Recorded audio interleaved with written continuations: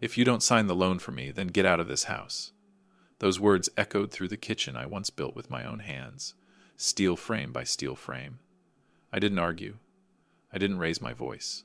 I just sat there, slowly, wiping down an old horseshoe, the one that had stayed with me for over half my life. My son stood in front of me, his hands shaking with anger. My daughter-in-law turned away. Like I was a mistake she wished she could erase. 30 minutes later, when I stepped off the porch and onto the dirt path by the gate, the ground made a sound no one was expecting. Before I tell you what happened next in that house, please subscribe to the channel and leave a comment telling me where you're listening from. I read every single one. Now then, let's go back to that morning when I was still sitting in the kitchen and everything began to crack. I set the horseshoe down on the table slowly, the same way I had done it for years. In that kitchen, every steel beam, every weld felt more familiar to my hands than any face standing in front of me. And yet that day, I felt like a stranger. Brandon stood across from me, shoulders leaning slightly forward, the stance of someone pushed to the edge, still trying to look in control. On the table lay a thick folder, papers, crooked corners wrinkled like it had just been thrown down. I didn't need to open it to know what was inside. Debt, numbers, a signature. The very things I had avoided my whole life. 500,000, he said, his voice rough. All you have to do is sign. Your name still carries weight. I looked into my son's eyes. There was no trust left there, no respect, just a cold calculation. I reminded him this house didn't appear out of thin air, that I once stood in Pennsylvania, wind and snow, raising steel frames with these very hands, that the foundation beneath his feet had been checked by me, down to every millimeter. Brandon let out a dry laugh. "You already signed the transfer papers. It's mine now." He didn't say it loudly, but something inside me closed for good. In that moment I understood. To him my lifetime had been reduced to a signature at the bottom of a page, or money, or leaving.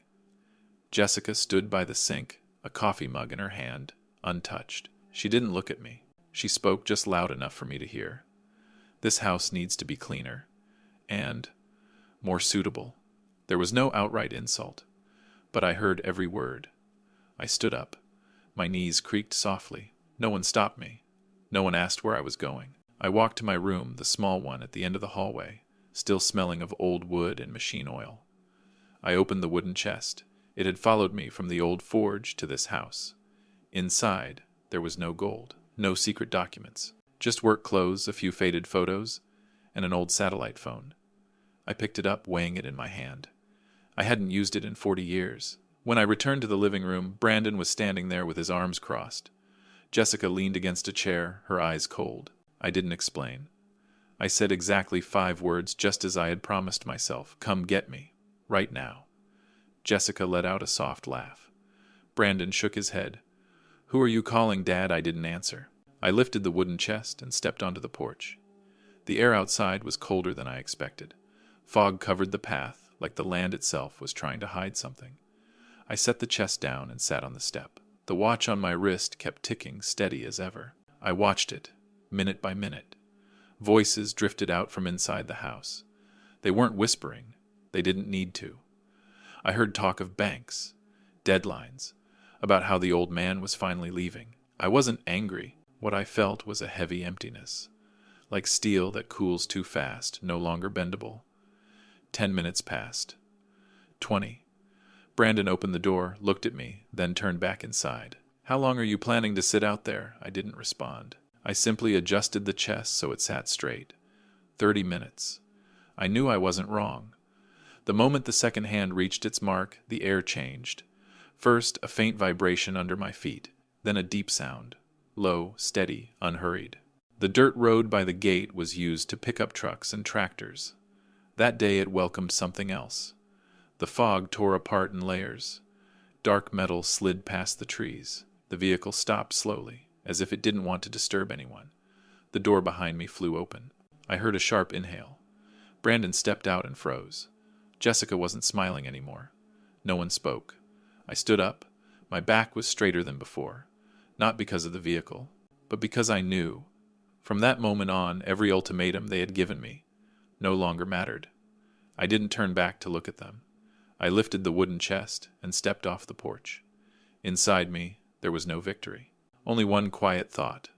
Some things take a lifetime to build, but it only takes one sentence to reveal who the people inside truly are. I walked slowly toward the gate, the wooden chest brushing against my leg each time I paused. Behind me, I could feel their eyes, heavier than the fog, swallowing the path. No one called me back. Maybe they still thought that vehicle was a mistake, or some pointless display I had no business being connected to. The vehicle came to a full stop. The engine shut down, leaving a silence so deep I could hear dry leaves being crushed under the tires. The rear door opened first. No rush, no noise. 3 men in dark suits stepped out and lined up. They didn't look around. Their eyes locked onto me, as if I were the only fixed point left in that space. I heard Brandon swallow hard behind me. Jessica stood close to the porch, fingers gripping the edge of her coat. I didn't turn around. I had turned back enough times in my life.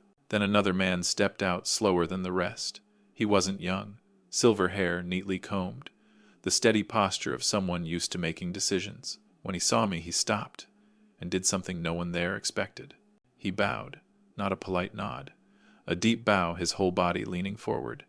"Sir," he said, his voice low and clear, "I've been waiting for this call for 40 years. I set the wooden chest down. In that moment, every sound behind me seemed to vanish. I studied his face closely. Time had left its marks, but his eyes hadn't changed. They were the same eyes of the young man who once stood in my forge, shaking with fear, yet refusing to run. "William," I said, just his name. That was enough. He stepped closer, keeping a respectful distance. I came the moment the signal came through.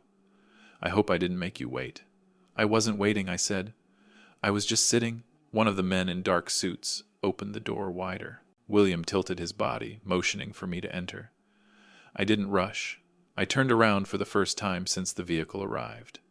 Brandon stood there, mouth slightly open, no sound coming out. Jessica had gone pale, her eyes darting, trying to piece together something that finally made sense. "I'll be gone a few days," I said evenly. "The house, do as you please." No one answered. I turned away and stepped into the vehicle. The door closed behind me, a soft but final sound sealing me off from that house. As the vehicle moved, I looked through the window.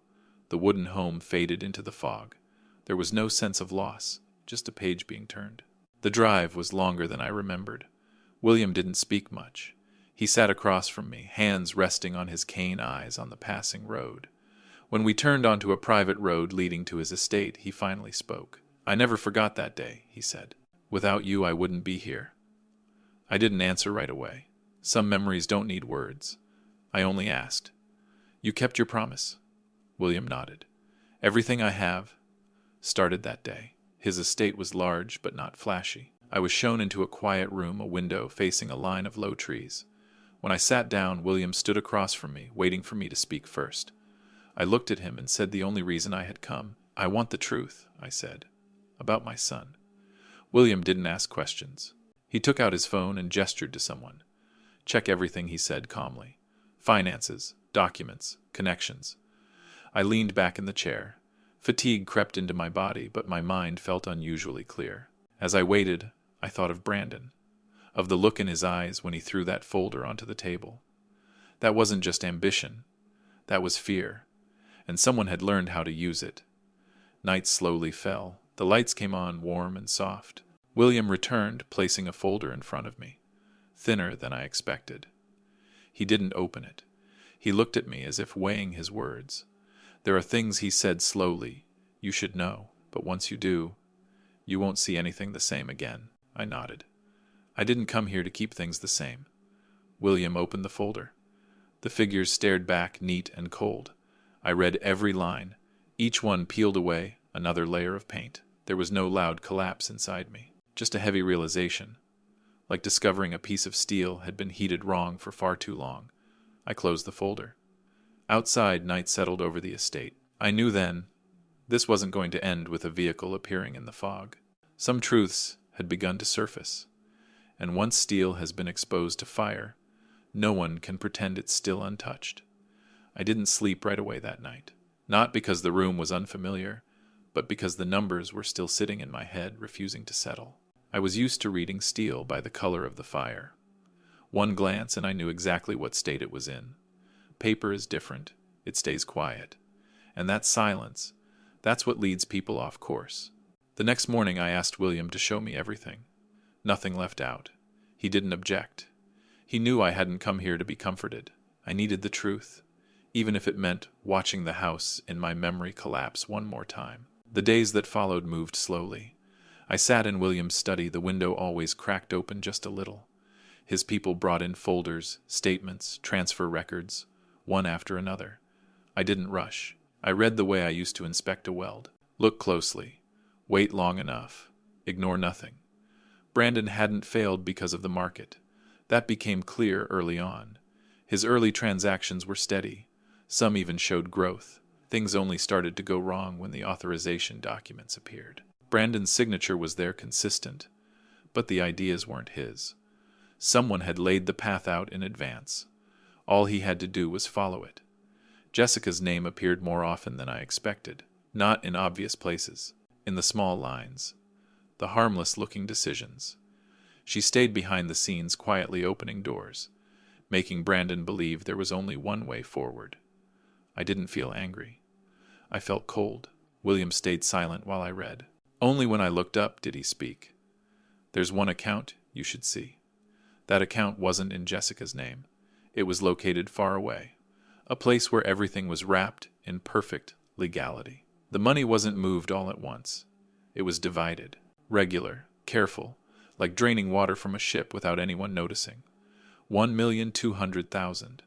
The amount sat there, clear and final, no guessing needed. I set the papers down. In that moment I understood why Jessica's eyes had looked so rushed that day. She didn't just want me gone. She needed me removed from every calculation. What kept me quiet longer was the name at the end of the transaction chain. A man in the legal profession, the same one handling Brandon's debt files. No explanation was necessary. The lines connected themselves. "Your son doesn't know," William said, as if reading my thoughts. "At least, not all of it." I nodded.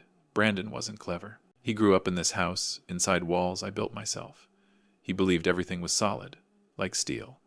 He didn't realize some things don't need force to break, just patience. There was one more detail, one that made me read the notes several times. Internal comments mentioned a story I had never told Brandon, about the old forge, the land behind it, about how I once refused to sell even when the offer was high. Jessica had told Brandon I was hiding something there. Not bank money, but real value. A reserve only I knew about. She planted the idea slowly, enough for suspicion to grow, then disappointment, then anger. When I refused to share, I closed my eyes. I remembered Brandon as a boy sitting by the forge in the evenings asking endless questions. I hadn't hidden anything. I simply never taught him to chase what I never valued. William stood and walked to the window. "How do you want to handle this?" I didn't answer right away. I thought about that morning in the kitchen, the folder thrown onto the table, the ultimatum. Brandon hadn't spoken those words out of hatred. He said them because he believed I had betrayed him first. "I won't expose everything yet," I said. "Not now." William turned back surprised. "You're sure?" "I'm sure," I replied. "If you bend steel while it's cold, it snaps. I need it to pass through fire." He didn't ask more. He understood I wasn't looking for quick punishment. I wanted Brandon to see the whole picture, at the right moment, when no one was left to shield him or guide him. That afternoon I sat alone. No papers, no numbers. I asked myself something I never had before. What did I miss while raising my son? Was it my silence, my principles, that left room for someone else to step in? When the sun set, William returned with one last piece of information. Brandon was being forced to sell the house. There were no other options left. Debts were coming due. The people behind them were losing patience. I nodded.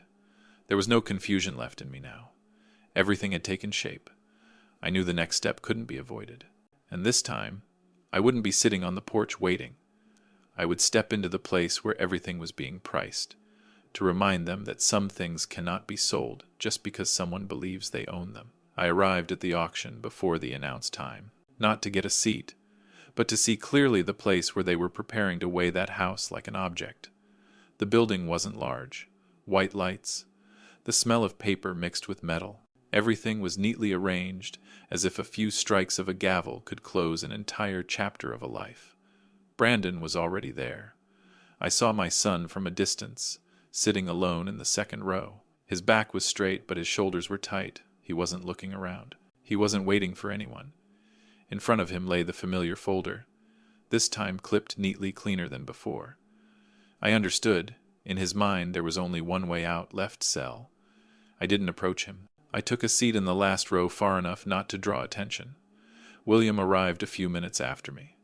He didn't sit with me. He took a seat across the room, quiet like a stranger. We didn't need to speak. Everything was already in place. When the auction began, the coordinator spoke in an even tone. Each detail was read off like a lifeless list. Square footage, location, starting price. Hands began to rise. The numbers climbed. Not fast, but steady. 2 million, 2,000,001, 2,000,002. I watched Brandon.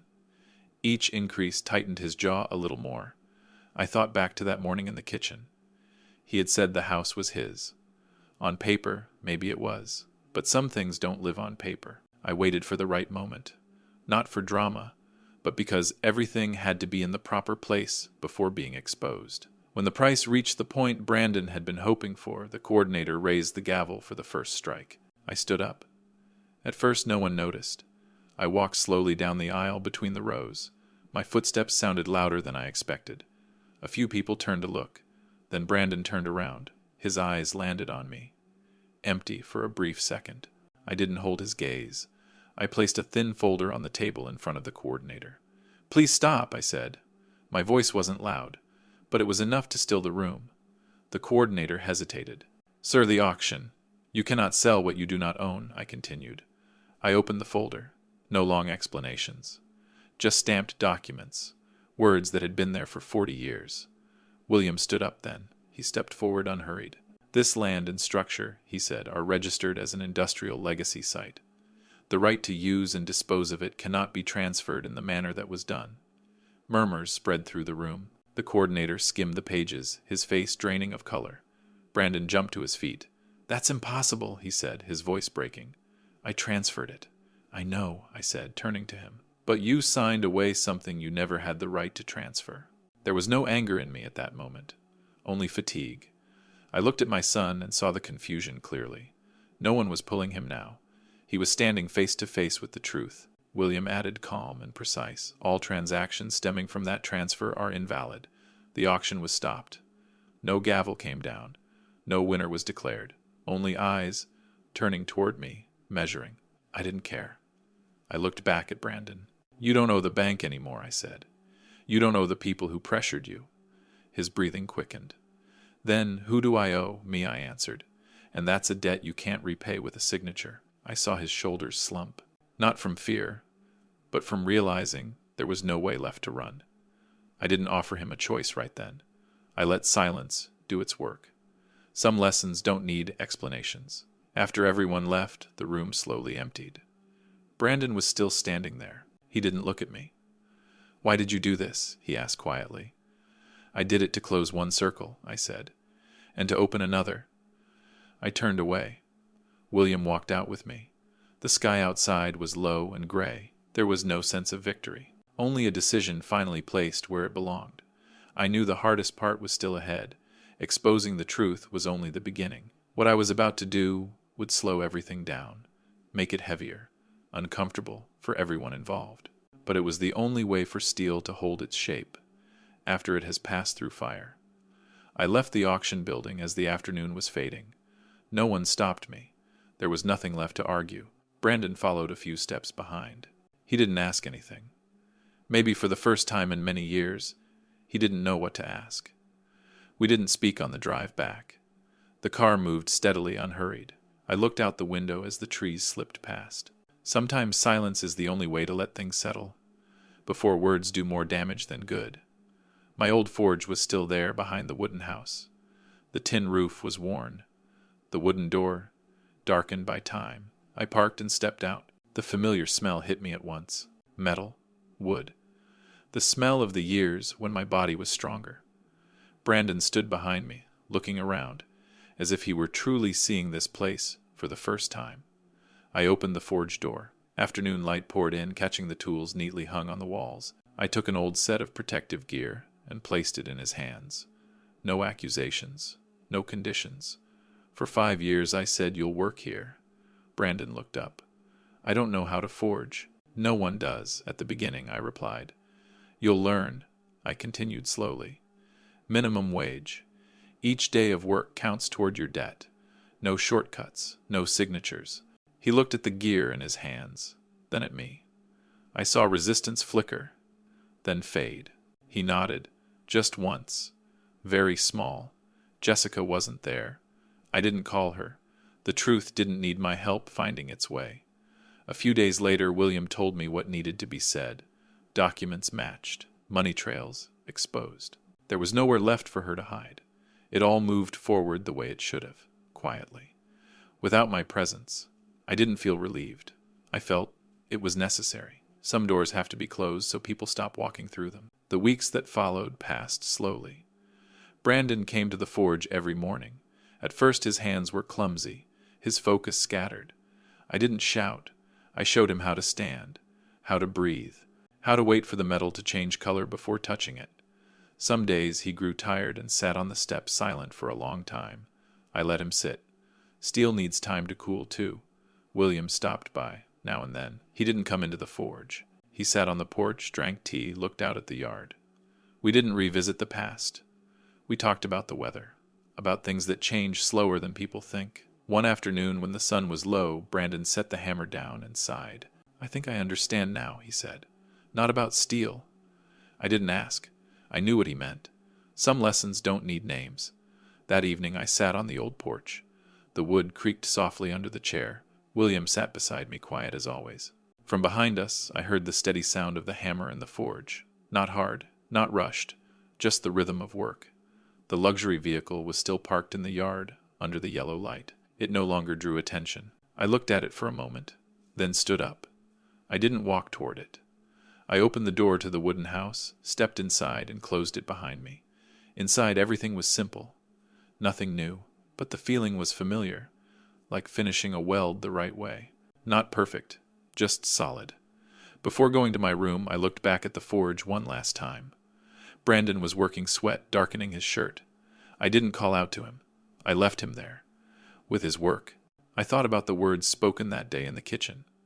The ultimatum. The vehicle arriving after 30 minutes. What looked like power turned out to be a test. Steel must pass through fire to hold its shape. People are no different. A home isn't walls or paperwork. A home is where someone still knows how to bow to what's right and stand back up to make things right. I turned off the light. Outside, the hammer kept its steady rhythm, and for the first time in a very long while, I knew I had chosen the right place to stop. If this story made you pause even for a moment, please tap, like, subscribe to the channel, and share it with anyone who might need to hear something like this. Every bit of your support helps these slow, honest human stories continue. Thank you for staying until the very end. I wish you a peaceful evening,